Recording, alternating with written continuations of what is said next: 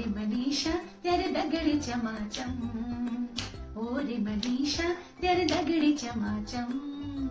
ठीक है कविता तू आज मेरो संग। तो ये थे हमारे संग उत्तराखंड की लेजेंडरी सुपरस्टार लोक गायिका माया उपाध्याय जी कि वो कौन सी उम्र थी जब आपने तय कर लिया था कि मुझे म्यूजिक में अपना करियर चुनना है। कि मुझे बहुत अच्छा लग रहा है आज के एपिसोड में कि आप हमारी लोक भाषा में बातचीत कर रहे हैं। बहुत से सारे सिंगर हैं जो स्टूडियो में रिकॉर्डिंग करते हैं और उनके गाने बहुत ज्यादा फेमस भी होते हैं, लेकिन लाइव परफॉर्मेंस की जब बात आती है तो सबसे पहले नाम ले लिया जाता है माया उपाध्याय जी। तो क्या अंतर है इन दोनों में? कि आज से लगभग 25 साल पहले आपकी एल्बम आई थी तेरी बोली अनवारा, तो ये लाइफ का वो टर्निंग पॉइंट था। एक दौर था जब कैसेट्स आती थी और अब वो दौर आ गया जब यूट्यूब आ रहा है, तो इन दोनों में कितना अंतर है? जैसे वो करेंगे रील और रियल, हाँ। तो वो फर्क है। वो रियल आपसे मैं जानना चाहूंगा कि किसी गाने के सुपरहिट होने के पीछे कितनी मेहनत होती है? अगर अच्छा किरीट पोटरा जो गाना है ये रिहर्सल सॉन्ग है? मैं तो समझता हूँ कि आपका तो ये सिग्नेचर सॉन्ग है। तो ये गाना इतना सुपर डुपर हो गया, इस गाने के पीछे की थोड़ी कहानी बताइए, कैसे ये गाना बनकर तैयार हुआ? किसी शो के दौरान कोई एक ऐसा फैन मिला आपको जो किस्सा फिर आप कभी भुला ना पाए उसके साथ? तो वो दोबारा गए नहीं पाया तो लेकिन हम अपनी लोक भाषा को क्या कॉन्वेंट के दौर में किस प्रकार बचा पाएंगे? हेलो हाय नमस्कार, पहला स्वागत है आप सभी दर्शकों का। आज के खास एपिसोड में हमारे साथ जो शख्सियत मौजूद है उनका नाम है सुपरस्टार लोक गायिका माया उपाध्याय जी। नमस्कार मैम, बहुत बहुत स्वागत है आपका। मैम से जानेंगे मैम की बायोग्राफी के बारे में और अब तक की जर्नी के बारे में, लेकिन उससे पहले सबसे पहले मैं आपसे जानना चाहूंगा कि आपका जो जन्म है वो दिल्ली में हुआ, पढ़ाई लिखाई दिल्ली में हुई, लेकिन सोनी बिनसर से भी आपका एक नाता है और वो नाता है कि इनका जो पैतृक गांव है वो सोनी बिनसर रानीखेत है। तो रानीखेत से बचपन से एक लगाव रहा होगा क्योंकि मायका है। आपकी नजर में कैसा है रानीखेत? जब मैं बहुत छोट थी, यो कह सकूं कि 7-8 साल थी, तो तब मैं अपन सोन जो हम गाँव छे सोन बिनसर, वहाँ मतलब ये तो ज्यादा मतलब लोग वहाँ घूमना लीजिए। हाँ। तो मैं आपको बात बता रही 30 साल पुरानी, मतलब ये मान लो तो 30 साल पहले जब दुनिया वहाँ घूमना लीजिए अच्छी, तो आप सोच लियो कि कतो खूबसूरत है हम सोन बिनसर, हम रानीखेत बाजार। क्या बात है। अच्छा आपसे जानना चाहूंगा कि वो कौन सी उम्र थी जब आपने तय कर लिया था कि मुझे म्यूजिक में अपना करियर चुनना है? मैं कभी यो तय नहीं कर कि मैं म्यूजिक में अपना करियर चुनो। यो जो मक ईश्वर जो दीते रहो और उनको मैं अपनाते रही, तो ये श्रेय जो जा सिर्फ और सिर्फ मैं बौजू को जा कि लेकिन बचपन बटे उन्होंने मक गीतू कैसेट ले लेवे दी, पहले हिंदी मधुमती जो मूवी थी वी ये कैसेट लेवे दी, टैलेंट हंट्स में मक या वामा होली जची। तो मैं तो कभी जीवन में नहीं सोच रही थी कि मैं गायिका बनूं, पर वो सब श्रेय जो ले जा मैं पिताजी के जा। इससे हमारे जितने भी पेरेंट्स इस वीडियो को देख रहे हैं उन्हें प्रेरणा लेने की आवश्यकता है, क्योंकि आपके बच्चे में जब कुछ टैलेंट होता है तो आपको भी जरूरत होती है कि आप उसके टैलेंट में उसकी मदद करें, उसे उस मंच तक लेकर जाए। आपसे मैं जानना चाहूंगा कि आज से लगभग 25 साल पहले आपकी एल्बम आई थी तेरी बोली अनवारा, तो ये लाइफ का वो टर्निंग पॉइंट था ना? यह मैं पली ले मैं कि कनी गढ़वाल राजस्थानी और किले की मैं हिंदी कार्यक्रम ले बहुत ज्यादा कर छी। दिल्ली में पैदाइश छी, पढ़ाई लिखाई सब दिल्ली छी, तो जो सब में पहले मैं कार्यक्रम शुरू करी ऊंची जागरण में बहुत कच्ची। फिर वही बात मेरे काकी जो भैंस है मेरा माम लागनी, उन्होंने बहुत ज्यादा मेरे जी मेहनत की, उन्होंने मुझे बहुत सारा पहाड़ गीत सुनाए। तो पहाड़ गीत में जो मैंने शुरुआत की वो मेरा मामल और स्वर्गीय श्री हीरा सिंह राणा जी जनर दगर में बहुत सारा चीजें सीखी, और जनर दगर बहुत बचपन अवधि मैंने अपन पहाड़ गीत गाई, गीत बादम गाई पली उन्नत दगर। तो हमको वो नृत्य नाटिका है छी, तो मैं कभी बैल बना दी थी कभी कुछ, तो वहाँ पे और जर्नी शुरू है। अच्छा आपसे मैं जानना चाहूंगा कि 2.5 दशक आपको उत्तराखंड म्यूजिक इंडस्ट्री में हो चुके हैं। एक दौर था जब कैसेट्स आती थी और अब वो दौर आ गया जब यूट्यूब आ रहा है, तो इन दोनों में कितना अंतर है? जो मके लागू वो टाइम आप मेहनत कर और आपको मेहनत रंग ले छी, तो जो रंग ले ना मेहनत तो यही छे कि आज तक सब हमको सुनो रही हमको जान हो रही, और आजा दौर छे उले बहुत भल छे कि लेकिन समय समय बाद छे ये मैं मके लागू कंपटीशन ज्यादा छे, मेहनत हेतु है मेर पर्सनल ओपिनियन छे। तो ठीक छे कि लेकिन पहले आप एक गीत का आप सही गे रहे हो या गलत गे रहे हो बस है वो ठीक है। आज हमारे पास ये तो सारा उपचार है कि गलत गए है तो उनको बार बार ठीक कर दियो है ना, और अजार लोग खुद प्रमोशन कर रही जैसे वो करेंगे रील और रियल, तो वो फर्क है, वो रियल और अजार जो आप सब उसको पता है। अच्छा, उत्तराखंड म्यूजिक इंडस्ट्री में भी काफी सारे नए सिंगर्स हैं जो भी मेहनत कर रहे हैं, कोशिश कर रहे हैं अच्छा करने की।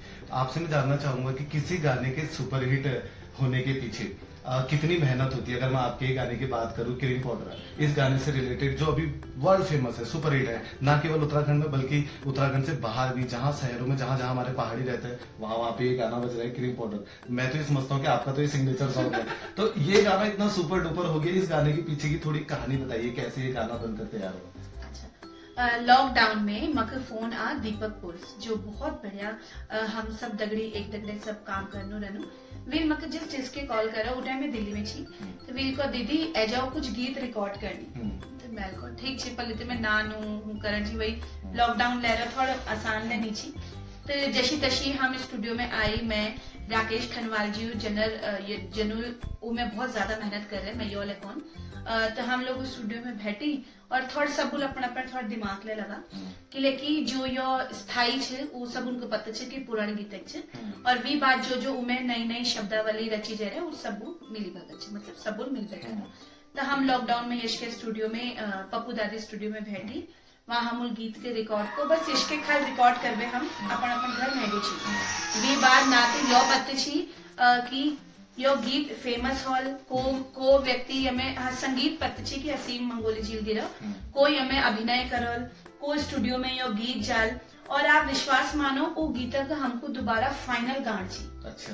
जो कि हम नहीं गाए कि लेकिन वो गीत बना और दीपक वी बात है अनिल कंपनी है उनको पसंद आई है उन्होंने ले यश के गीत रिलीज है गो और करते करते शायद लॉकडाउन ले छी और एक थोड़ा भल से चीज। अच्छा, क्रीम पाउडर जो गाना है ये रिहर्सल सॉन्ग है ना रिहर्सल सॉन्ग है यशी हूँ मैं बता लू जैसे मान लो गीत मैल गए है पर वी बात हमको तो यो नहीं पता कि कब आल कैक पास जा तो वी बात लागू ना यार आज मैं दोबारा गौन मतलब मैं दोबारा गौन तो वो दोबारा गए नहीं पाया तो वो गीत यश के रिलीज है कि लेकिन अब जब वो बारीकियां हमको पता चले कि कहाँ पे हमको कमी लगी तो वो दोबारा गीत गान छी पर वो मौक नहीं मिल और सब लोग गीत ये तो सराहा सब मेहनत छे में सब कलाकारों ने तो आज आप सब आशीर्वाद और प्यार छे कि वो गीत पूरे वर्ल्ड में आप सब फेमस है। क्या बात है। अच्छा दी, आपसे मैं जानना चाहूंगा कि मुझे बहुत अच्छा लग रहा है आज के एपिसोड में कि आप हमारी लोक भाषा में बातचीत कर रहे हैं। हालांकि हमारे जो व्यूअर्स हैं वो हिंदी ज्यादा समझते हैं क्योंकि उत्तराखंड से बाहर भी हमारी वीडियोस को देखा जाता है, लेकिन मुझे बहुत अच्छा लग रहा है कि आप लोक भाषा में बातचीत कर रहे हैं। आपसे मैं जानना चाहूंगा कि कॉन्वेंट के इस दौर में जहाँ इंग्लिश भाषा भी बहुत जरूरी है, हिंदी तो खैर हमारी मातृभाषा नहीं, लेकिन हम अपनी लोक भाषा को क्या कॉन्वेंट के दौर में किस प्रकार बचा पाएंगे। देखो जो मेरे घर संस्कार छे मेरे घर में मैं इस बोझ जो हमको दी रहा हम उनते आई मेरे ये तो उम्र रह चुके मैं सिर्फ यही सीख रहा और समझ रहा कि हर चीज आपको घर में बटी है और लेकिन मैं ये लीजिए अपन आपको बहुत सौभाग्यशाली मानूं कि दिल्ली में जन्म होने बाद है मैं अपन संस्कृति है मैं जुड़ रही हूँ अपन जड़ों है मैं जुड़ रही पर सब में श्रेय सिर्फ आपको इस बाजू को जा अगर वो अपन घर भतेरे अपन बोली में जी बात करें अपन नानते अगर आप अन्य राज्यों लोगों को देख लियो खासकर साउथ इंडियंस का आप देखो उन्हें तो बिल्कुल हिंदी में बात नहीं करन तो मक लागू की और मैं सब है भाई योई करण चौन नई पीढ़ी है बेले अपना बोली भाषा बुलाओ चाहे थोड़ा बुलाओ कम बुलाओ और सब इज बाजू योर फर्ज छे कि वो अपन घर में अपन नानते दगर चाहे मतलब रोज जो मर्रा बात है उमर जी आप अपन बोल बुलाओ। बिल्कुल, तो यानी यह जो काम छे हमारे इस बाजू कि बेशक वो अपन ननाक भल शिक्षा दियो लेकिन हमारे जो लोक भाषा से इकला हमको बचार छे यानी जी थोड़ी देरी से लेकिन अपन ननाद अगर हमको अपन लोक भाषा में बातचीत करते थी। आपसे मैं जानना चाहूंगा कि इतने सारे आप सोच करते हैं ना केवल उत्तराखंड में, उत्तराखंड से बाहर आप तो ऑस्ट्रेलिया में भी आप बीच में गई हुई थी, तो आपसे मैं जानना चाहूंगा किसी शो के दौरान कोई एक ऐसा फैन मिला आपको जो किस्सा फिर आप कभी भुला ना पाए उसके साथ। किस्सा तो है लोहा घाट में बहुत साल पहले हमारा कार्यक्रम छे तब मैंने बहुत छोटी थी और नई मतलब जब हूँ कि आप छोटा थे सब आपको भल मारनी है ना तो मको वो बात याद है कि मैं गाड़ी में जब उतरी तो जो वहाँ लॉन वॉन थी ना वो सब लेट गए थी हाँ तो वो सब लेट गए थे और उन्होंने मैं डर गई एकदम से GS रावत जी हमारा अंकल छे AAA मैनेजमेंट कार्यक्रम छे तो उन्होंने कहो कि माया जी आप स्टेज पे तब जाला जब आप हमारे माथे पे हिट पे जाला तो यो उन्हें मतलब यो कह लियो कि उस समय को बहुत भल मान छी मैं गीतों को सुन छी मैं उन्हें लीजिए शायद कि रही हन तो यो किस मैं कभी नहीं भूल सकूं। अच्छा, आपसे मैं जानना चाहूंगा कि as a music lover Uttarakhand से कोई ऐसे 2 सिंगर जो आपको पसंद है, जिन्हें आप अभी करंट में सुनना चाहते हैं? संदीप सोनू जी, जो मक बहुत भल लागनी, उनर आवाज उनर गीत में मक एक खनक लागी। कहने कह मक पप्पू दादी के ऊ देखो, पप्पू दादी तो सबुक छे है ना, स्वर्गीय गोपाल बाबू गोस्वामी जी छे, हीरा राणा जी छे, यो सब हमार आइडियल छे। लेकिन अगर आज दौरे बात करी जाओ तो मक संदीप सोनू दादी गीत बहुत भल लागनी। और हाँ, कहने के मक अगर फीमेल सिंगर्स में हम बात करूं तो ममता आर्य जी आवाज मक बहुत भल लागनी। बहुत शानदार। और आपने ये वो नाम लिए हैं जो मेरे भी फेवरेट है। मेरे आपसे मैं अब चलो एक आखिरी सवाल जानना चाहूंगा कि बहुत से सारे सिंगर हैं जो स्टूडियो में रिकॉर्डिंग करते हैं और उनके गाने बहुत ज्यादा फेमस भी होते हैं, लेकिन लाइव परफॉर्मेंस की जब बात आती है तो सबसे पहले नाम ले लिया जाता है माया पटेल जी। तो क्या अंतर है इन दोनों में?